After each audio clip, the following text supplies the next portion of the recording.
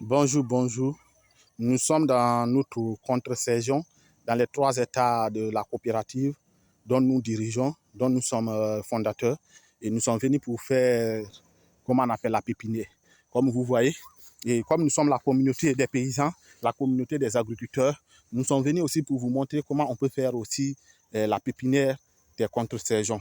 Et vraiment, je vous encourage de liker et de partager parce que nous sommes ensemble, nous voulons réellement élargir notre communauté des paysans. Et je vous remercie. Maintenant, sans plus tarder, vous voyez, quand vous venez pour la première des choses, tout ce que vous devez faire, vous devez déficher le lieu. Et une fois que vous finissez de déficher le lieu, vous devez ramasser comment on appelle, tout ce que vous avez défiché, ces saletés, vous mettez à part.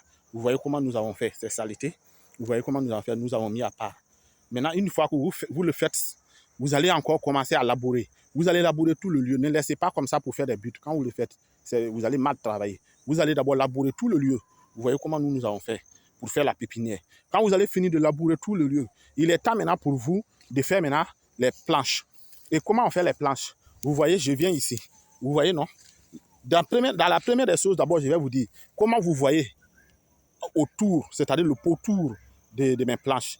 Vous voyez que le pourtour de mes planches sont très propres. Oui, il faut rendre propre. Pourquoi je vous conseille de rendre propre? C'est comme si tu es docteur. Nous sommes des docteurs des plants. C'est-à-dire, c'est toi qui as créé une clinique. La clinique qui est avec toi, ça doit être propre. Pour que quand le patient vient, il sait que d'abord, nous avons des patients. Nos patients là sont comment? C'est-à-dire, une fois qu'ils voient la clinique qui est propre, ils sont d'abord à 50% guéris. Et c'est ça notre objectif. Quand les patients viennent, ils doivent être d'abord à 50% guéris. Et c'est ce que nous voudrons. Vous voyez? Ils sont à 50% guéris. Une fois que nous mettons d'abord juste quand nous allons envoyer les semences, quand nous allons les mettre, ils sont à 50% guéris. Parce que vous voyez comment c'est propre. Il ne faut pas dire, ah, c'est comme ça. Et je vous conseille de rendre toujours propre. C'est comme quelqu'un aussi qui a la pharmacie. Quand tu as une pharmacie, la pharmacie doit être propre pour que les produits réellement doivent être dans les lieux sains. Et une fois qu'on vient pour acheter, l'intéressé d'abord même est rassuré que oui, tes produits qu'il achète, il va être guéri. C'est ce que nous faisons. Vous voyez, il faut toujours rendre propre. Je vous pardonne. Et une fois que ça, il faut maintenant faire les planches. Nous avons fait, qu'est-ce que nous avons fait? Nous avons fait 5 sur 1. 5 sur 1, pourquoi? Parce que 5, ça c'est la longueur. 1, ça c'est la largeur. Parce que nous allons travailler sur nos planches. Et pour que nous travaillions sur nos planches, il ne faut pas que nous montons sur nos planches. Et une fois que tu montes sur les planches, tu vas gâter la pépinière. Tu vas gâter les plants.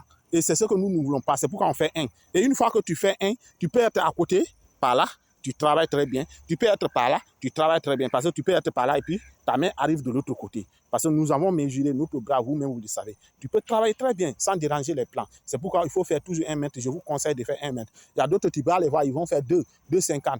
Fois c'est obligatoire, ils vont monter sur les plants. Et c'est ce qui n'est pas bon. Vous voyez, non? Je vous conseille cela. Et une fois ça, la distance entre les planches aussi. Je vous conseille de faire toujours 1 mètre. Il ne faut pas faire 50. Non. Il faut faire 1 mètre. Même si tu veux, tu peux faire 1 mètre au-delà. 1 mètre 50, ça dépend de toi. Mais moi, je te conseille de faire 1 mètre. Une fois que tu fais 1 mètre, tu vois, non? Tu peux bien t'arrêter. Même quelqu'un vient pour te visiter.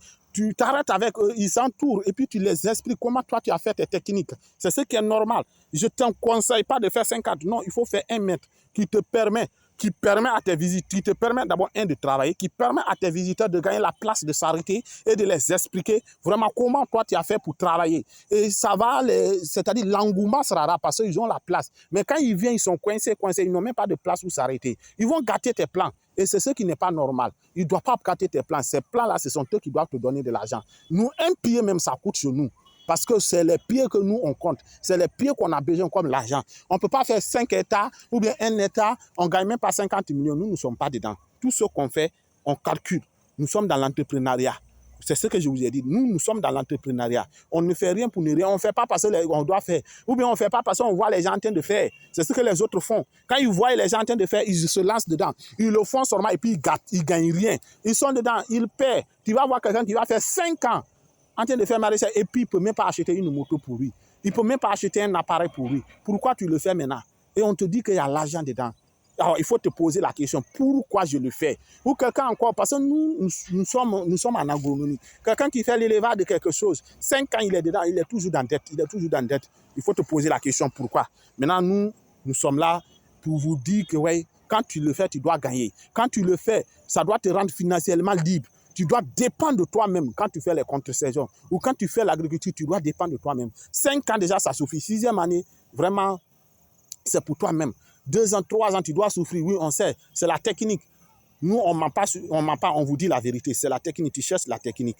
Oui, quand tu cherches la technique, tu dois aussi expérimenter certaines choses parce que chaque métier, il y a la difficulté dedans. Et nous vous conseillons que ouais, tu vas rencontrer les difficultés, mais tu vas surmonter. Alors, c'est ça. Vous voyez, j'ai couvert ici ces planches-là, ces 2 planches. J'ai fini de faire. Mais je ne veux pas que la pluie vienne gâter derrière moi. Je n'ai rien mis d'abord. Je n'ai pas mis la fiente ni les semences. C'est pourquoi j'ai couvert. Vous voyez comment j'ai fait, j'ai couvert. Quand le jour que je serai prêt pour mettre la semence, j'enlève, je mets d'abord la fiente. Et on va tout, du début à la fin, l'itinéraire technique de la contre-saison. Nous allons vous montrer. Jusqu'à la récolte, nous serons avec vous. Et nous allons vous montrer pas à pas, comme vous le voyez. Nous vous remercions vraiment de partager et de liker. Il y a d'autres qui veulent le faire, mais ils n'ont pas les techniques. Maintenant, nous sommes là pour montrer les techniques culturelles. Toutes les techniques culturelles, ça y est avec nous. Pour toi, c'est de nous écrire, ah, je vais faire gombo, ah, je vais faire, comment on appelle, concombre, je vais faire oignon, je vais faire poivron, je vais faire poivre. On va te dire, ouais, où tu es, tu nous dis, et puis nous allons t'envoyer les techniques. Nous allons te montrer les techniques culturelles de ces cultures, et puis tu vas bien faire. Et je vous remercie. Mais toujours la propriété est en avance. Je vous pardonne, la propriété est en avance. La propriété, c'est-à-dire, quand je parle de la propriété, je parle de l'entretien. Quand tu attends contre-saison, n'importe quelle culture, c'est l'entretien.